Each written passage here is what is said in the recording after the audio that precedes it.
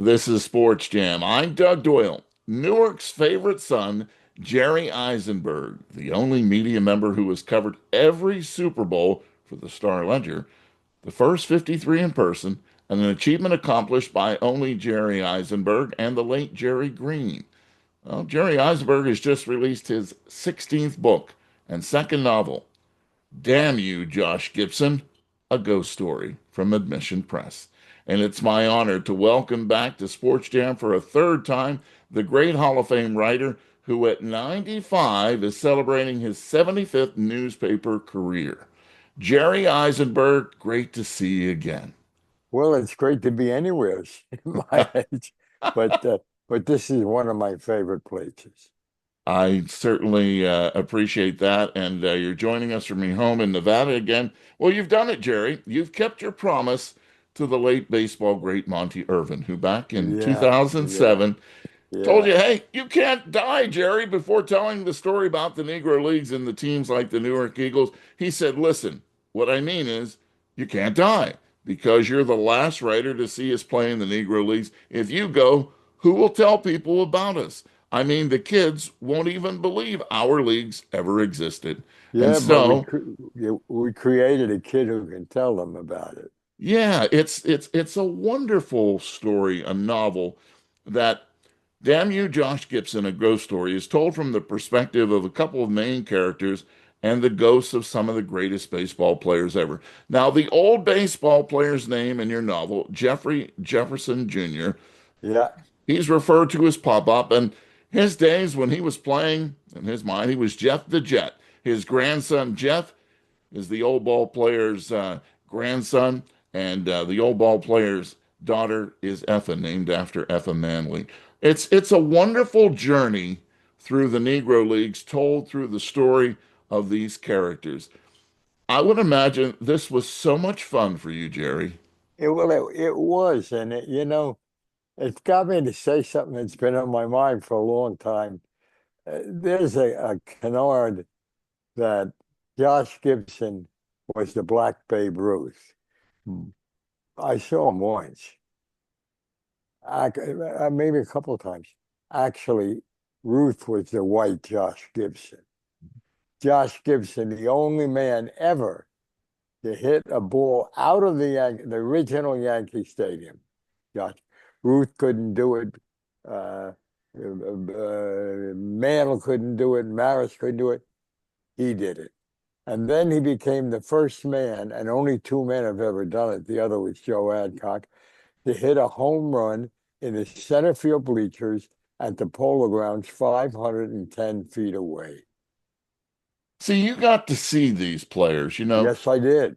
I got to talk to a few of them. I got to talk to Monty Irvin and Larry Doby loved WBGO. He was a great jazz fan and would call the radio station. Gary Walker made a comment about the Cleveland Indians and he got a phone call from this listener who said, I think you got one of the names wrong on the players for the Indians. And Gary goes, who is this? He goes, it's Larry Doby. And so Larry would, and Gary said, well, you would know Larry. But so we know he was a regular listener of WBGO. But you got to not only write about these players, you got to watch them perform. The Negro League's history is fading fast.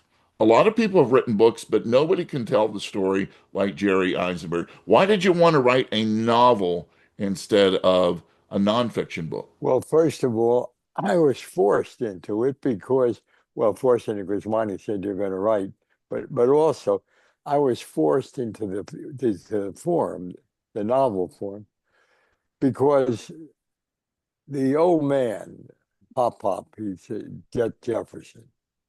He's really three people that I combined for different reasons. They were real people. Of course, if a lawyer calls, they weren't, but anyway, they were. One was had a cruel fate at the hands of our hero, but he got his revenge. That was the third baseman on the Eagles, Ray Dandridge. yeah, Ray Dandridge. I'm sorry, Dandridge um, slid home against Walker. And Dandridge indicated that it was deliberate. Walker never commented on it, but broke his leg. That's what happens to Pop Pop in this thing. But what didn't happen to Pop Pop, Dandridge came back the next year. And in the book, you will learn that he lived rent-free in Josh Gibson's head because he would move along, the third baseman, he'd move along closer to second, further to the front, wherever he moved. He'd yell at Gibson. He'd say, "You're the great hitter. You can hit the ball down my throat. Why do you try, Josh? Why do you try?" Well, Josh could easily hit the ball to the opposite. He was livid. So he kept trying to ram this baseball down Dandridge's throat. And Dandridge would, no matter how far out of position he was, because the bat would follow him, he'd go on his knees. And he'd rise up to his knees with the ball and he'd show it to Gibson. He'd say, "Run, Josh, run." Bing! He'd get him by a step. And one day, Gibson let the bat go. He didn't hit him, but he sure as hell tried. Continue with the other guys. Okay. The second one is Larry Doby. And the third one is Monty Irvin. Because this book, it's fiction, but it's not. There were 6 players and Effa Manley, who was the general manager of the Eagles, who gave me every single anecdote in this book. So all the stories are true. I thought that, okay, I take this former hero, I mix him with Max Manning, who was at least as smart as Monty Irvin, and that's the greatest praise I could give him, and Larry Doby, who is everybody and went through the hell. And I mix the 3 of them up, and they appear in different ways through this guy in this book. I said, some people have written, there was a wonderful book written called Only the Ball is White. It was a very good book about black baseball. There have been many, but a couple I've read. And there have been books written about individuals. My goal was to take this ghost who becomes believable in my mind. I think I must have been eating mushrooms or something when I wrote it, but in my mind, he becomes real because he's seen everything. He can tell you what happened. And the anecdotes in this book, to my knowledge, almost all of them are been told to me by the guys. I never read them anywhere. Mm. And really, the only person that you mentioned Ray Dandridge, you mentioned Monty Irvin, you mentioned Larry Doby, and you mentioned Max Manning. Max Manning is the only one who's not in the Baseball Hall of Fame, correct? Max Manning on another team would have been the #1 pitcher. But there was a guy who was #1. Nobody could. But I will say this: I was a little kid when I saw the Blacks play the most. Well, they left when I was 20, I think. But they had a look. Either Monty or Larry told me. I think it was Monty. Look, I'm not bitter because I knew I wasn't going to go anywhere. I thought, well, he did, of course. I thought that. So therefore, we played the game for one reason, the joy of playing this game. He said to me, I had never been happier than sitting in the back of the bus, heading south for spring training or heading for an exhibition game or whatever, heading anywhere. We would sing, we would tell poems, we would make fun of each other because we played the game for the joy of it. We weren't trying to get to the majors. We all got there by accident. And the proof of that was, in the book, there's a meeting in Meeting Room O at the Roosevelt Hotel, which is designed by the owners. Never admit you won't let a black in. Make them think you're going to, but we know what we want to do. Paul Robeson went to the meeting to represent the black newspaper. There was a move on by now. By 42, the war was still on. A. Randolph, the head of the Porters Union, the most powerful black union in the world, probably, because all the porters were black. Effa Manley was involved in this too. They had a parade on Fifth Avenue during the war, and this to try to get blacks in the majors. And the Communist Party, the Daily Worker, was involved also, the newspaper. And the signs read, "They can stop bullets, why can't they stop baseballs?" She was a hell of a feminist. She started a strike against Jacob's department store in Harlem before she met Abe, before she was in baseball. It's beautiful, beautiful woman. And the signs that she carried said, "Don't work, don't buy where you can't work." And they won the strike in those days. It's incredible. And Effa Manley is in the Baseball Hall of Fame as well. She's the first woman. Yeah. And I'll tell you this about Effa. Effa did not like Branch Rickey. Effa despised Branch Rickey. Now, people say, well, he's the father of blacks in baseball. Not exactly. When Branch Rickey was the general manager for the Cardinals, he had a black section in his stands in St. Louis. Now he signs Jackie Robinson, Fancy Dan Bankhead, Don Newcomb from the Newark Eagles, and one other that I don't recall. But he signs him without paying a dime to any of the black owners because he knew they wouldn't say anything. They didn't want to be in the way. Mm. Well, one lady did. Effa Manley, whatever Effa wanted, Effa got. Yeah, she was great at negotiations, wasn't she? Yeah, and she was pretty good with some of the players too. But that's Yeah. another story, and I won't get into that. But Well, I'll tell I'm you, just so you know, I'm wearing Don Newcomb's Newark Eagles jersey. Well, at least a I replica. have Larry Doby's inside. I would have put it on. Yet, Number 14, Larry Doby. my great friend Jonathan Shamin actually gave me this jersey, and you see, I'm wearing the Homestead Grays hat Oh just yeah, for yeah, yeah, just yeah. in honor of you, Jerry, and your knowledge in this new book Well, that is it's just got to be an wonderful. honor. It's got to be an honor of Josh. You know that. Yeah. Josh was Josh. And you know why he's special to me, and you even have a whole chapter in your book. I'm from the Pittsburgh area, and there is a quote in your book that talks about Pittsburgh was the soul of black baseball. Absolutely. Because they had two teams. Other towns did. But these two teams lasted from beginning to end. The Homestead Grays and the Pittsburgh Crawfords. Everybody thought the Crawfords were named after a man named Crawford. They weren't. The owner of the Crawfords won the Crawford Cafe in a crap game. And he thought he would give them some publicity, so the Pittsburgh Crawfords were born. Now, the thing about it is, neither um, Josh nor the great pitcher Satchel, neither one of them signed contracts.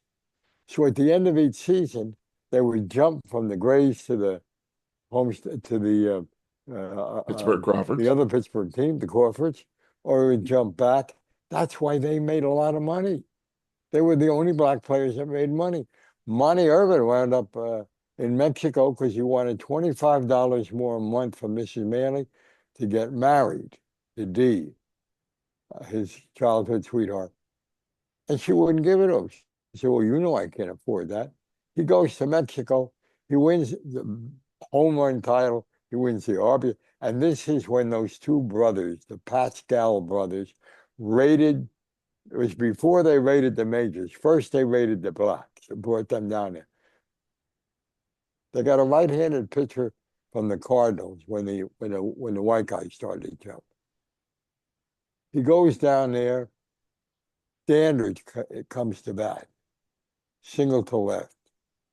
Dandridge comes to bat, single to right. Dandridge comes to bat, single up the middle and almost takes off this pitcher's head. Max Lanier.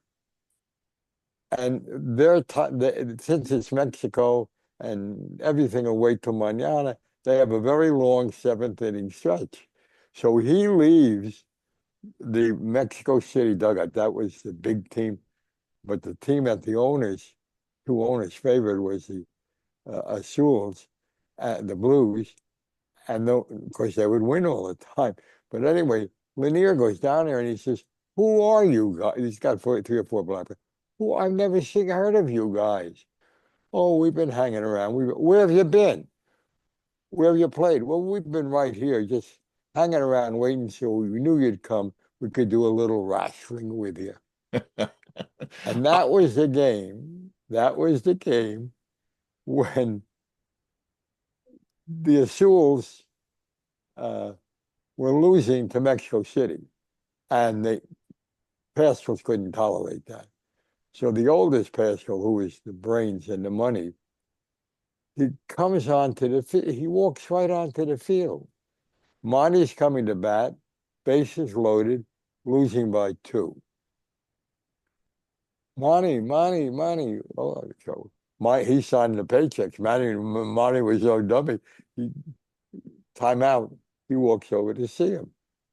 He talks to him. The catcher is Roy Campanella from the Philadelphia Stars.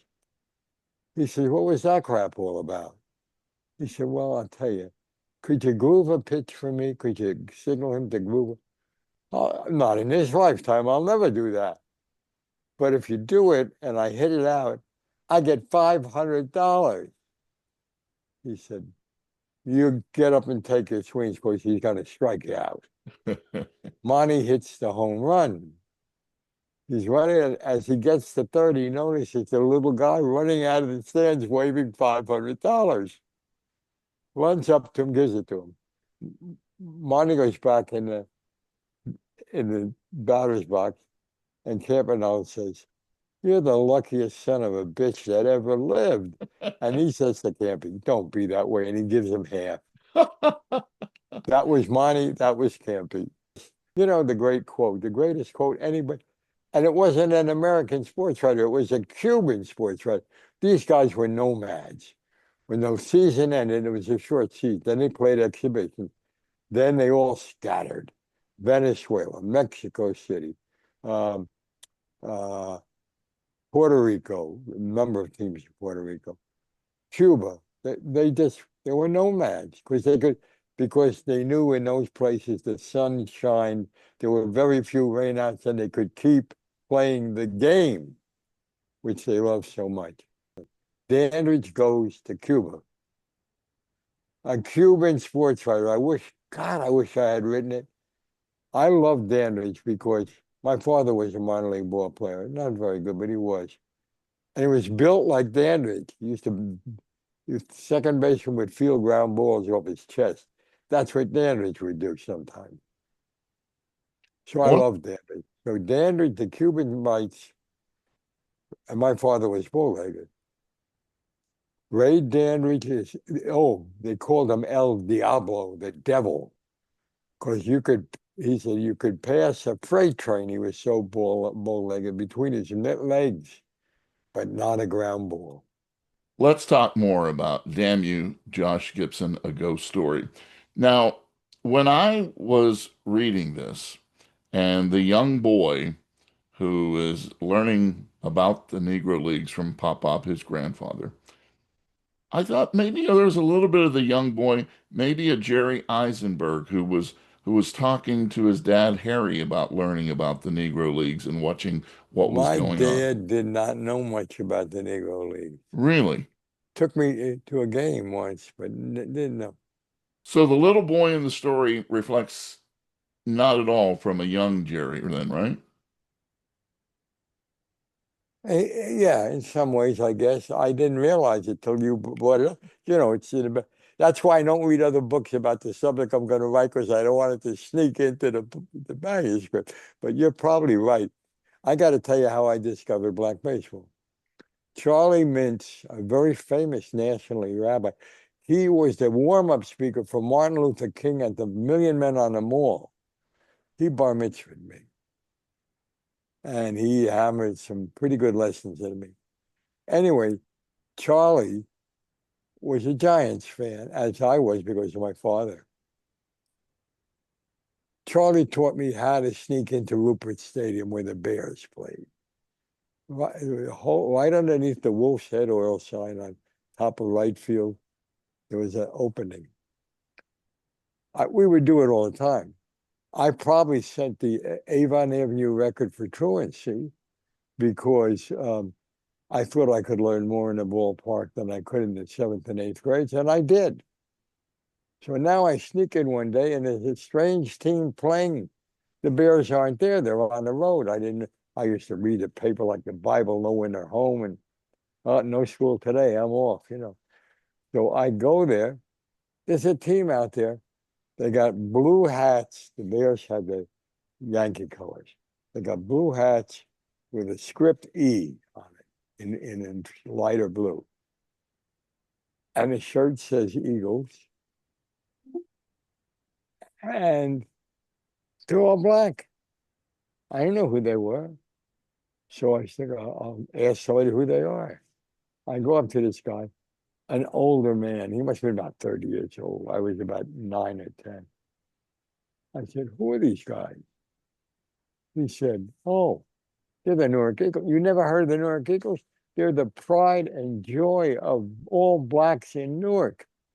Stick around. You're going to see some baseball the way it should be played. Many days after that, I was the only white kid in short pants in the ball. That's how I learned about the Eagles. And I'm so glad that you snuck in because now we're the beneficiaries of all that knowledge and all those experiences. And it's helped make you one of the greatest sports writers of all Well, time. that's very kind of you to say. Don't overrate me. It's the truth. I'm an emotional guy, Jerry. So as you can see behind me, I have Roberto Clemente jerseys. And as I'm getting to the end of this novel, it's such an emotional ending. I'm not going to tell you what it is, folks, because you have to read the book. But I'm curious, when you're writing, do you know this ending when you start to write it? Do you know the ending before, or do you come to a point and you go, I this is started how? thinking about there's a letter in the book written by Bill Veck's daughter-in-law. And Mike, the son, was a big help to me. And I can't say enough about Veck. I knew him. I worshiped him. He did something to me he did to everybody. Bill Veck lost his leg on Tarawa during World War II. He had a wooden leg. And when he'd interviewed for the first time, he'd casually take the leg off, set it up, and use it as an ashtray because he was a chain smoker. I mean, the way he and Effa were born for each other. When Effa called, a lot of people don't know this. I don't know whether you do or not. Well, you do. You read the book. Monty Irvin was supposed to be the first black. It wasn't supposed to be Jackie. Monty was a better player in the Negro League than Jackie learned a lot on the way when he got into the Dodger chain. But he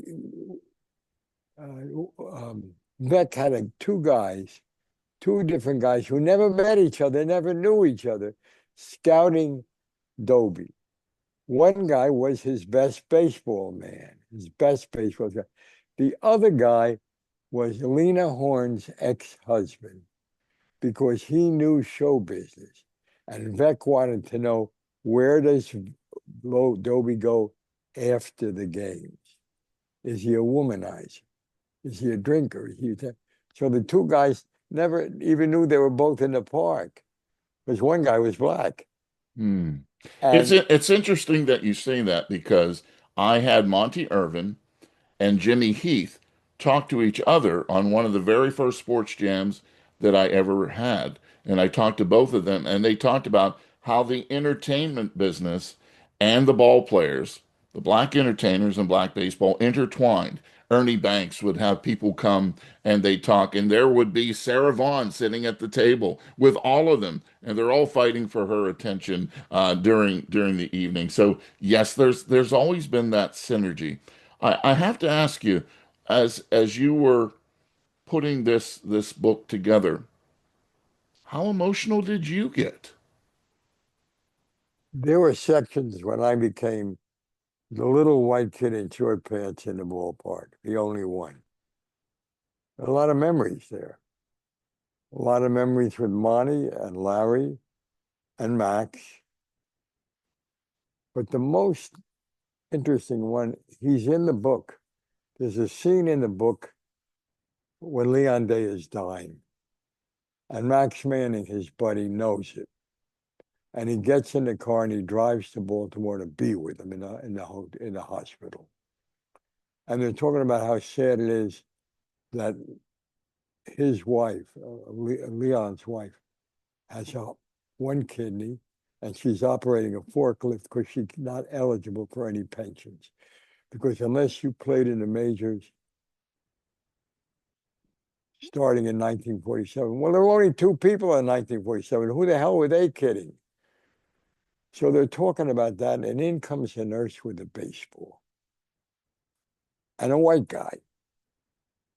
And this Mr. Doyle, he is the baseball writer for the Baltimore Sun. He's got something to tell you. He said, it gives me great pleasure to tell you you've been elected into the Baseball Hall of Fame. Now, to the very end, Leon was a realist and a joker, and Max was the perfect audience. I think that's why they got to be friends. He turns to Max and he winks, turns back and he says, well, I guess that's nice. Now, the white guy says, but listen, I have to ask you a question. You might find it offensive. Please don't. It's a question any reporter would ask you. Does this make up for not playing in the major leagues? He turns back to the other guy and he winks and he laughs. And then he turns back with a straight face, points his finger at the white guy and says, young man, you have been seriously misinformed. I played in the big leagues. I don't know whether those white boys could have played in ours. What a That's in the great, book. yeah, what a great response. We're talking about this wonderful novel that Jerry has put together, Damn You, Josh Gibson, a ghost story. I have to think back to when I'm seeing, and reading about the ghosts. It's almost like a Christmas Carol where the ghosts come back and find some history. So is there any connection to As that? Muhammad Ali used to say to me, you're not as dumb as you look. Where do you think the, of course, there was no Tiny Tim, unfortunately, but but yeah, the Christmas Carol and for Christmas. Well, I loved the Christmas Carol as a little kid. And So that gave you the idea of the ghost kind of thing. well, it gave me, yeah. The more I pushed different ideas in my head, my goal was to tell the black story through the black ghost, a series of black ghosts. I don't think anybody's ever tried to do it that way. You either tell the story of the league or you tell the story of the players. But I had stories that I felt almost nobody had. My favorite chapter in this book was Bronzeville. Now, no, I don't think anybody listening to this show ever heard of Bronzeville. Bronzeville was Sugar Hill in Harlem. It was the streets around the hotel in Newark, where the Eagles, who didn't live in Newark, stayed during the season. It was there was the Grand Hotel in Newark was a black-owned hotel. Very few whites went there. It was almost a privilege if you were white to go there. The black writers, the black poets, the black captains of industry, the black preachers who were nationally known. You would find people like Sarah Vaughan in there. The Grand Hotel, every young, starstruck black young lady, 20, 22, would go to that hotel and have dinner in the dining room because the Eagles ate at the table next to them. And if they didn't, and they knew who they knew them by numbers, most of them, because there were no names on the back. If they didn't know the guy, like if they wanted to talk to Dobie, and I'm going to say right up front, I know that I doubt they ever did. He was really a marriage in a million. So, but anyway, if they want to talk to him, they'd get to the pager and they'd say, "Hey, number 14, come on over here. I want to meet you." And then they recross their legs. There was a great guy. I wish I could remember his name. I wrote it so long ago. This book, by the way, was rejected 3 times and was written about 15 years ago, before I wrote Dobie. Mm. And there was a first baseman who preceded. They had Mule Suttles, great first baseman. They would scream, "Kick, Mule, kick." He had more home runs in the league one year than Josh. He could hit. But there was a guy before him, very popular. The Eagles were never booed. Never. They could do anything, they would never be booed. On this day, this guy tried to make first to second to first double play and threw the ball into left field. And the Eagles, in a big game, and the Eagles, the fans were on their feet booing this guy. He's coming into the dugout with his head down after the inning, really, and he hears these familiar voices, and he looks up. There's a young lady and an older lady. The older lady was a madam. The young lady was the star performer at a local house of prostitution. And they're saying, "That's okay, baby. We still love you. We still love you." That's how much. You know what? I never forgave the housing authority for building these fucking concrete coffins. They affected me as well as the blacks because the front stoop is the front stoop was. Hey, Jews were not welcome in many fraternities or many places in those days. I was born in 1930, and blacks certainly weren't welcome in non-black places. The front step was our fraternity house. We talk Mickey, uh, Willie, or the Duke. Who's better? Come on, and we'd fight. And the same thing would happen with them, Monty or Larry, because they were the two guys who won every department on the Eagles. But there was another, I started to tell you, you asked me who Max Manning was. And I said Max would have been a great pitcher. Max was one of those guys that had the cool, white baseball mentality slammed in his face. He's pitching, he's warming up before a game. Now remember, Max Manning, when he was in high school in Pleasantville, New Jersey, some scout in Detroit saw a newspaper clipping. He had 9 no-hitters. I'm going to go out to New Jersey, take a look, and I'll bring up my another scout with me. They went, "Will we be welcome?" "Oh, sure, come on, come on." Which one is Manning? He's the young black kid over there with the big high kick, which he always had. And the Detroit scouts left the arena. Mm. That same day, the manager or the coach of the high school team, he had been a player in the Federal League, the league that the players formed to go against the owners. And he had played in that league. And he was a tough, tough guy. You had to be a tough guy. Well, now he's on the field. It's true stories. The scout has left. Scouts have left. Four white guys have surrounded the manager, who is white, the coach who's white. We didn't say anything when you put this kid on the team. He's only one, so that's okay. But all of our kids can pitch. He's not going to pitch ahead of our kids. And he said, if I decide to pitch any of your kids, you're not going to see it because you're getting the hell out of this ballpark right now, or I will throw you out. Mm. He always warmed up Manning. Well, Manning, I got to tell you the kind of pitcher Manning was. And then they really screwed him. He just got better from high school. I mean, obviously.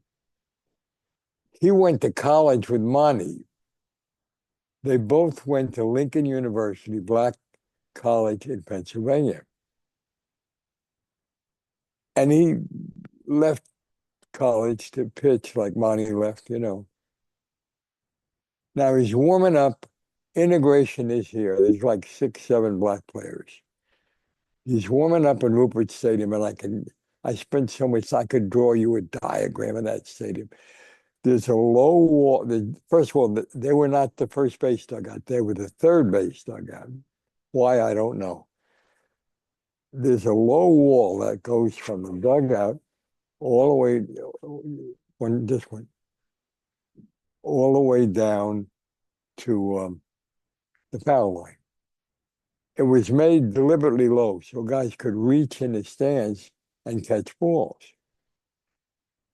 The guy who used to own the Cuban X Stars, now you got to understand this about the Negro National League. American League was a little different, but the Negro National League, everybody was a numbers guy. Every owner had a numbers guy.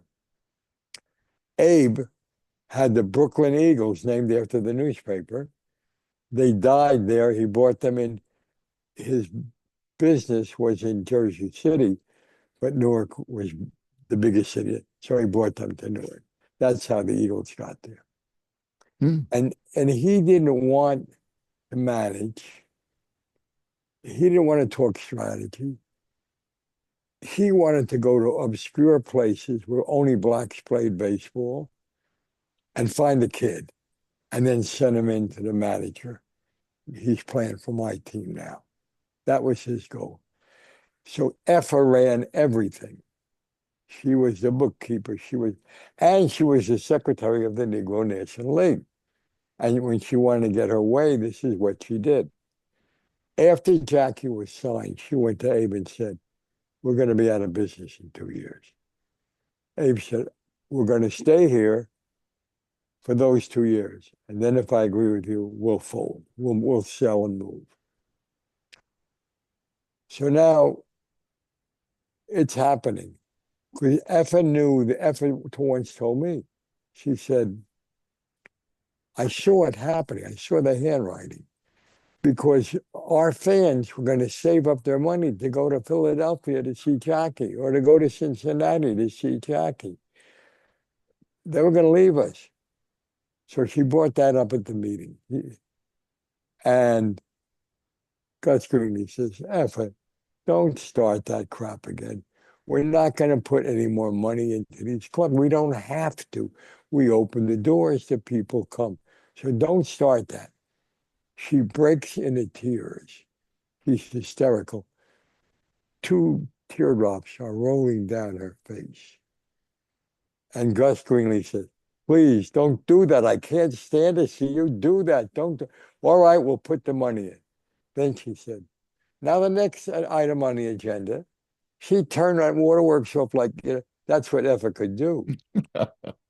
And she was, they signed Dobie when Dobie was in high school. Mm. And there's a story about that if you'd like me to tell you. I will. Okay. They went to see it. They scouted Dobie. And Max really was, he was drooling. He wanted him so badly. But Effa was the business person. And she said, well, Mrs. Dobie, she was divorced then and went under her maiden name, but let's say Mrs. Dobie. Mrs. Dobie, we can only pay him $125 a month. And Abe, first time he ever barged in on effort, said, well, think about it. We're the only place he can play professional baseball, Mrs. Doby. She said, I don't care about it. I have some demands of my own that have nothing to do with money. He's in high school, so he doesn't go on the road with you until he graduates in June. If he goes on the road with you, you're a grown man. I know what you're doing after ball games. I don't want him doing that. He will room with you, Mr. Manning. That was cramping Mr. Manning's style a little bit too. But he agreed. He wanted him so badly. And when he's home and it's a night game, I don't want him running the streets. He's going to stay with the Mannings in your home. That's the first thing. Well, we can work that out. Now, what about basketball? What about, but we don't play basketball, we play baseball. But LIU does, and Claire B., the famous coach, is giving him a 4-year free ride to play basketball there.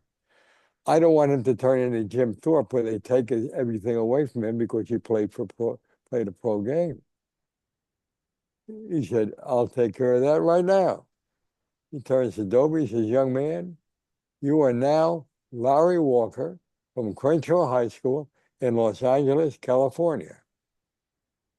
And you've only played for them, and now you're a pro, you graduated from Crenshaw. You will be Larry Walker. And I wondered about the merger of statistics, because that first year he was Larry Walker. I wonder whether Larry Walker's batting average got in with Larry Dobie's or not. Interesting point.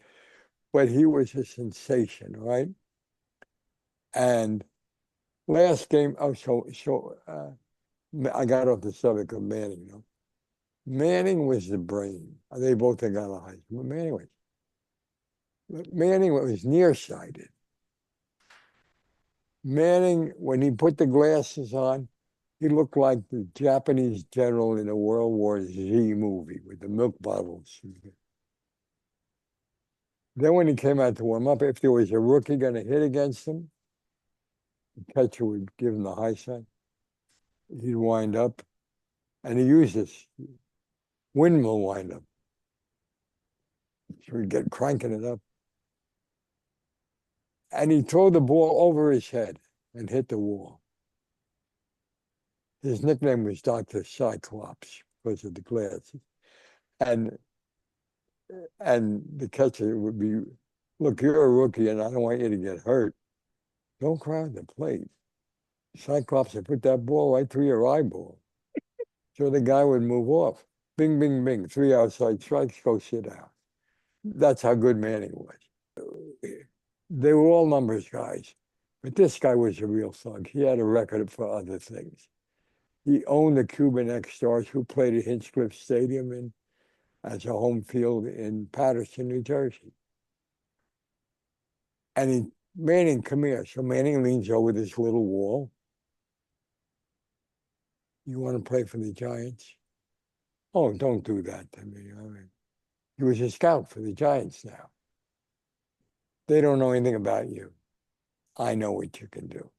I want you in Jersey City Thursday. You'll probably have to pitch 2 games. The pitching staff is so lousy, 1942. You're going to be the Giants. Meet me in the Stadium Tavern. And I am proud to say I am probably the last living person who ever had a drink in the Stadium Tavern. But it was a block away from the Bull. And I was underage when I had the drink. Okay, so now he walks into the place. He sees him sitting in the back, sits down. So I want you there on Thursday. He said, will you tell Mrs. Manning? He said, why? I ain't telling her anything. None of her business. Well, I'm under contract to her. That's the kind of person Max was. And he said, you don't want to play for the Giants? Goodbye. And he walked out. And that's as close as Max ever got to playing in an integrated game. A professional integrated. Now, last thing, his arm goes bad. He pitches with his head for a year. goes back to college, gets his degree, becomes a middle school teacher for the next 30, 40, 50 years, and builds his own house in Pleasantville. And I know he built it because the living room floor was crooked, and I was on that living floor many, many times. So Max was really unusual. But what's really unusual was the guy ahead of Max, Leon Day. That name mean anything to you? Absolutely. When I rate my peer, and I was a little kid when I saw it, so I'm probably full of crap, but I rate the three greatest right-handed pitchers I ever saw in no order: Don Drysdale, Gibson from the Cardinals, and Leon Day. Leon Day wins 17 years, or 17 games the year they win the Little League World Series. Not the Little League, the Little World Series. It's called American Association against the Newark and International League. But he doesn't miss a game. Why? Because he's a 330, 340 hitter. So every game, he never sat down all year until the last game of the Little World Series. And Leon Day's in the Hall of Fame now too, right? Oh, yeah. Yeah. I have another story. Uh, you know, Max was assigned to the Richmond Air Base. There's no Air Force. There was the Army Air Force in World War II. And he had a captain. All the black companies had white captains and black soldiers. And he had a guy who didn't like him because Max could speak in three-syllable words. And this guy was a Southern cracker. He never met a grit he didn't like. So he got on him all the time. Uppity. He's uppity. Now the commander general says, hey, any of your black player guys can play ball? I don't know. I'll ask him. He finds out. They're all telling him Manning is the best pitcher he will have. And whoever they're going to play against won't have a pitcher of his quality. He goes to Max, puts his arm around him now after all the trouble. In fact, so he puts his arm around him and says, you're going to be my ace pitcher. And Max says, I don't think so. And he says, what do you mean you don't think so? That's an order. I don't care if it's an order. I don't care if it comes from the president. I ain't pitching for you. He puts him in a stockade for being disobedient. Max doesn't know his wife is on a bus coming down to Richmond, Virginia to surprise him. They get there.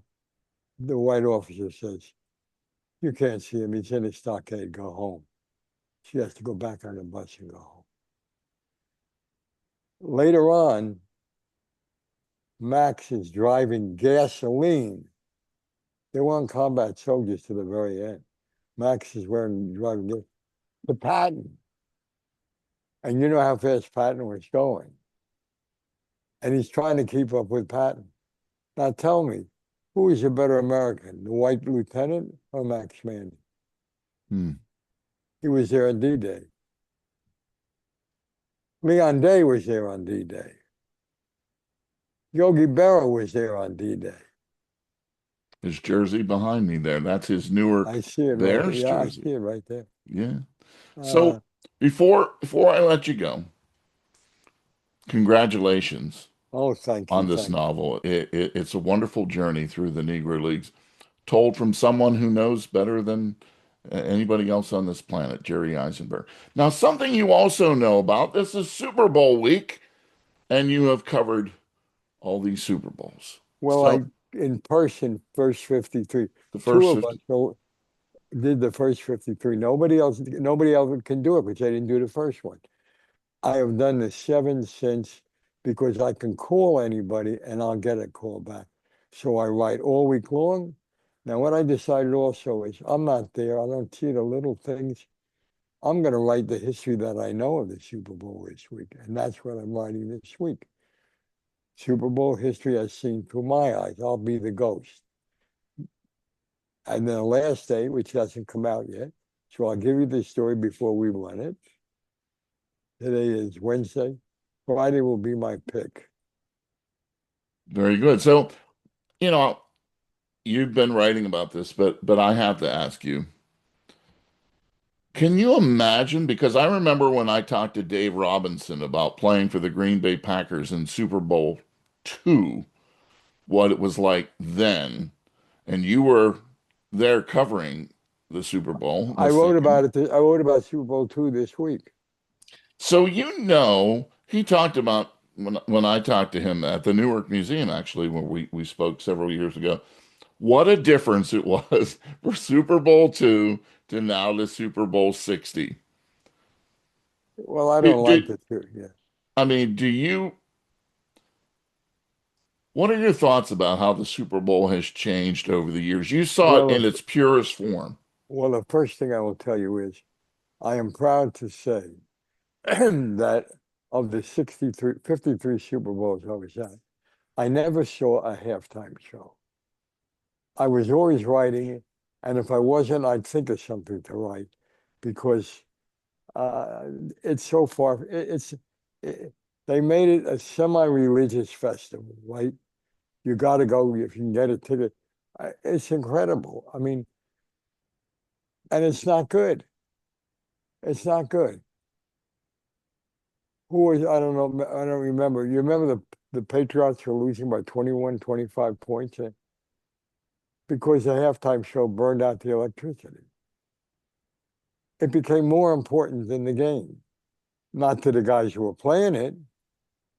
I'll tell you a quick story that I wrote this week. In those days, the NFL Gestapo was not really formed. So the first 6 years, I could be in guys' rooms, interview them. I can't even get in a hotel now, but I could, right? I'm having lunch 2 days before the game with E.J. Holub, middle linebacker, Kansas City Chiefs, known as the Beast. And I say to him, are you nervous about this game? He puts his hands out like that. He says, feel my palms. I said, they're sweating. He said, they damn well better sweat. I'm going to tell you something. If we win this game, we get $15,000. That's tip money to them, the ones who tip. Um, we get $15,000. And my wife has already spent it. You're damn right my hands are sweating. So That was one of my favorite. couple of quick The- questions about the Super Bowl coverage that you've done through the years, since this yeah, is indeed Super Bowl week. What was your favorite interview about Super Bowl? What player, coach? I'm trying. It's hard. There are a couple. My favorite interview was Al Davis away from the field. Hmm. Not, I never said a word about the game. Now you got to picture the Doral Beach Hotel. At that time, before a certain man bought it, it was a class hotel. And there's a chandelier in the elevator. This is where Roselle said he would help me write the book about him. But that was much later. I'm standing there with about 4 or 5 other guys. We got our back. There's an open staircase. You know what I mean by that?